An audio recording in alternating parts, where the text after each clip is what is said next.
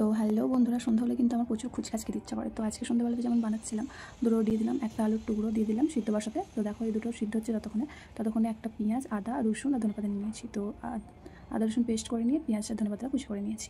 তো দেখো আলুটা আর ডিমটা সেদ্ধ হয়ে গেছে, ওটা গ্রেট করে রেখে দিলাম একসাথে। তো একটু তেলের মধ্যে দিয়ে দিলাম ওই পেঁয়াজ কুচিটা, এটা কিন্তু দিয়ে হালকা হালকা আমরা ভাজবো, বেশি ভাজবো না। তো হালকা হালকা ভাজা হয়ে যাওয়ার পরে এর মধ্যে দিয়ে দিলাম 1 চামচের মতো আদা রসুন পেস্টটা। তো দিয়ে এটাও কাঁচা গন্ধ না যাওয়া পর্যন্ত ভালো করে একটু ভেজে নেব। তো তারপরে এর মধ্যে দিয়ে দিলাম কাঁচা লঙ্কা কুচি ঝালের জন্য। তো দিয়ে এটা একটু ভালো করে নাড়াচাড়া করে নিলাম, দিয়ে এর মধ্যে দিয়ে দিলাম হলুদের গুঁড়ো। আর আমি এখানে ইউজ করেছি ম্যাগি মশলা, তো তোমরা পাস্তা মশলা বা নুডলস মশলা ইউজ করতে পারো। তারপরে কিন্তু এটা একটু ভালো করে নাড়াচাড়া করে এর মধ্যে ওই গ্রেট করে রাখা আলু সেদ্ধটা, ডিম সেদ্ধটা দিয়ে দিলাম। দিয়ে কিন্তু এটা একটু ভালো করে মাখিয়ে নিয়েছি। লাস্টে কিন্তু এর মধ্যে দিয়ে দেবো ধনেপাতা কুচি। তো ধনেপাতাটা দেওয়ার জন্য কিন্তু এটা টেস্টটা অনেকটা বেশি বেড়ে যাবে। তো দেখো ভালো করে মাখিয়ে নিয়ে এটা কিন্তু সাইডে রেখে একটু ঠান্ডা করে নেবো।